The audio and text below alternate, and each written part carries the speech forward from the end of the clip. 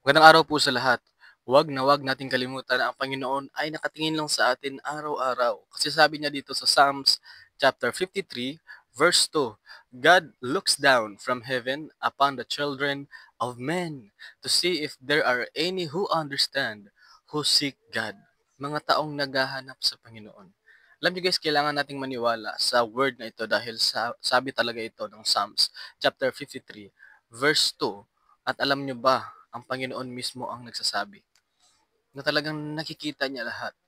At kung nakikita niya lahat, lahat ng mga hinaing natin, kahit nasa puso natin at sa isip natin, nakikita ng Diyos dahil sabi niya dito, to see if there are any who understand. Ibig sabihin, kung ikaw o ako ay nakakaintindi na merong Panginoon at naghahanap sa Panginoon, God will reward you. Kasi sabi niya dito sa um, Hebrews. Sabi niya dito sa Hebrews chapter 11, verse 6. Sabi niya dito, but without faith, it is impossible to please Him. For he who comes to God must believe that He is, and that He is a rewarder of those who diligently seek Him.